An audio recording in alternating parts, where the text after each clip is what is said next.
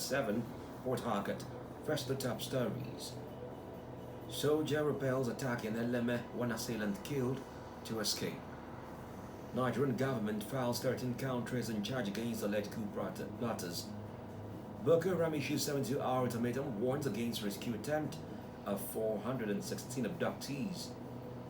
APC releases 2027 pre-election timetable by presidential nomination form at 100 billion naira. On the foreign scene, Canadian terrorists killed in shooting in the Tukan pyramids. I am Excel Uwaezuoke with the details shortly.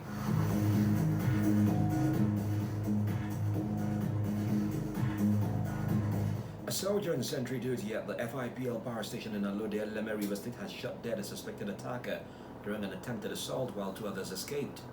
Preliminary reports indicate that 3 armed assailants confronted the soldier, allegedly attempting to overpower him and seize his weapon. The soldier responded, killing one of the attackers as the remaining 2 fled the scene. Meanwhile, the spokesperson of the 6th Division Nigerian Army, Port Harcourt, Lieutenant Colonel Danjuma Danjuma, says he will respond to the news desk after completing an investigation into the incident in Eleme.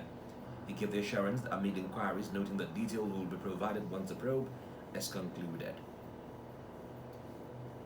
In another development, the federal government has filed a 13-count charge before the Federal High Court in Abuja against alleged coup plotters of a coup against President Bola Tinubu.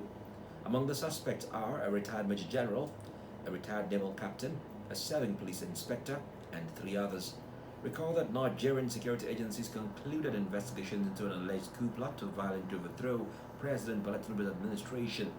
There were reportedly 40 suspects identified in connection with the alleged conspiracy. 16 military officers were arrested for direct participation, 2 civilians for reconnaissance, 2 for being recruited to incite civil disobedience to justify the coup, and 5 others in connection with funding channels. Meanwhile, Boko Haram terrorists have released a video daring the Nigerian government to attempt a forceful rescue of 416 abducted victims in Borno State.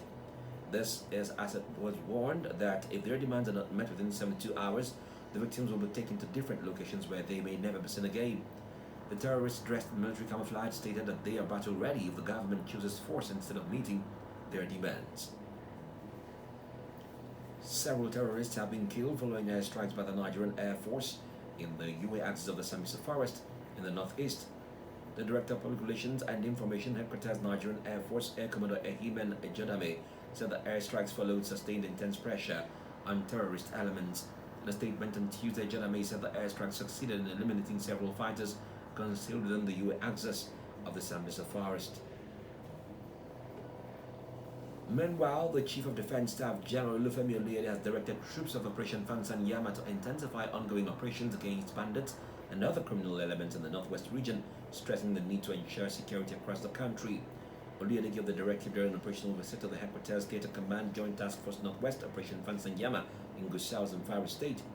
The visit was aimed at assessing operational readiness, addressing challenges confronting troops, and boosting morale in the ongoing campaign to restore peace and security in the region. Addressing the troops, the CDS commended their resilience, courage, and sacrifice in defense of the nation, urging them to remain disciplined, professional, and relentless in the fight against banditry and terrorism. Moving on, parents and candidates who are scheduled to sit for the Joint Admission to Matriculation Board JAMB examination in Port Harcourt have staged a protest at the JAMB office after being unable to take the test due to the reported network failures across various computer-based test centers. Some of the affected candidates told correspondent Ayo Dungaru that they were denied the opportunity to write the examination because of persistent network issues on the JAMB CBT platform. They expressed frustration that despite waiting for hours, they were neither attended to nor given a clear directive on when the exam will be rescheduled.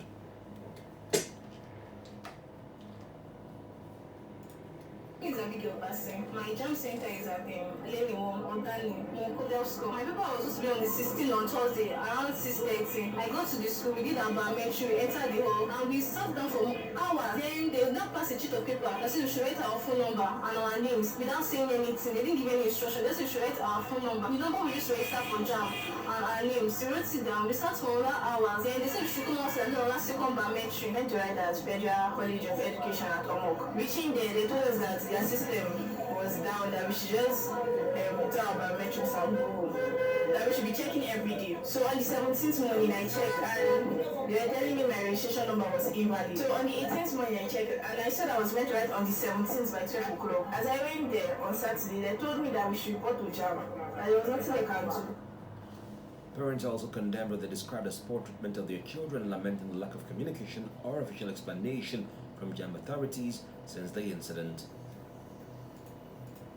On Thursday by 6:30. So by 5:45 we were there, and almost 6:38 they were moved in, and they spent about 3 hours inside and then brought back the children that the system was down. And since that Thursday, which was the first morning day, till this moment I'm talking to you now, there have been no center reallocated or rescheduled for any of them. Even they came out, they said the network issue, and they asked them to go that they will send them a message.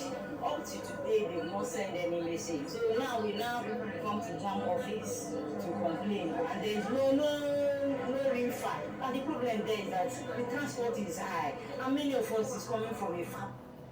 An official of JAM later addressed the aggrieved parents and candidates, assuring them that the board will review the situation and communicate further steps in due course. Our correspondent reports that tensions eased slightly following the assurance, though many of the affected candidates and their parents insisted on a prompt resolution.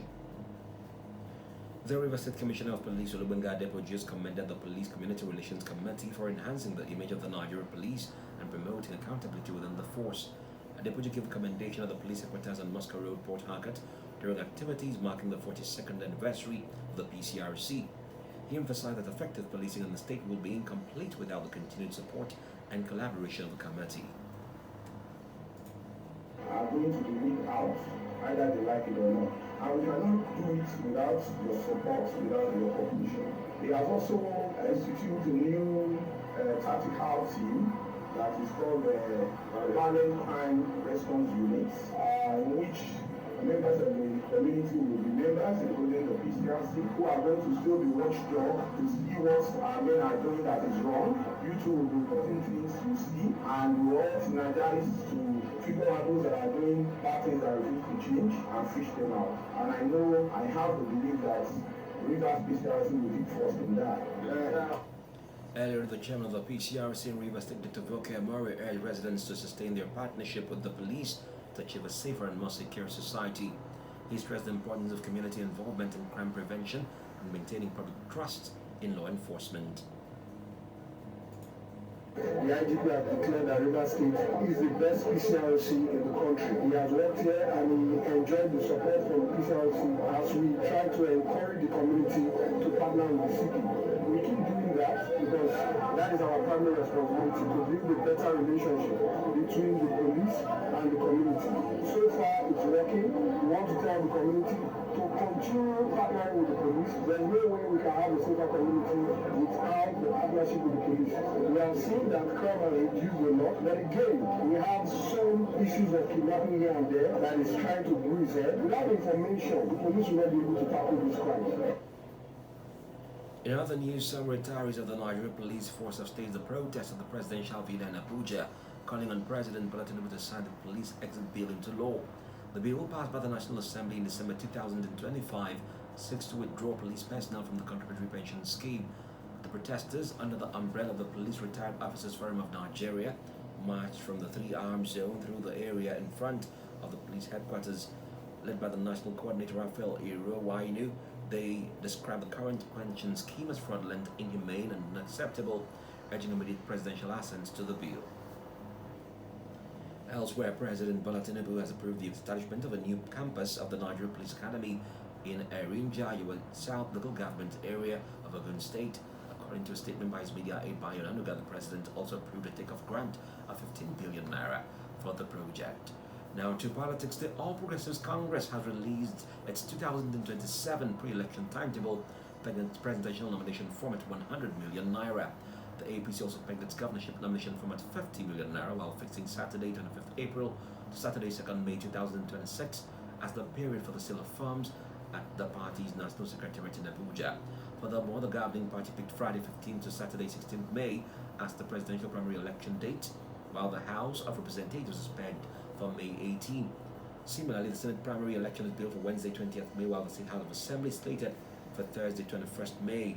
The APC has also fixed the governorship primary election for Saturday 23rd May, setting the nomination form for its Senate ticket at 20 million naira, while the House of Representatives seat goes for 10 million naira, and the House of Assembly of the state going for 6 million naira. Just before the break, some members of the youth wing of the African Democratic Congress (ADC) have staged a protest at the Lagos office of the Independent National Electoral Commission in Yaba. The demonstrators demanded the resignation of the national chairman, Professor Joshua Mopetan, SAN. The protesters displayed placards bearing inscriptions such as "ADC is not for sale," and Mopetan is already compromised, and democracy is dialogue, not monologue.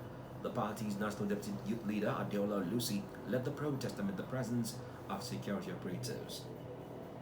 You're still listening to the news at noon on WAVE FM 91.7 Port Harcourt. Up next is foreign, business, and other reports. To stay with us.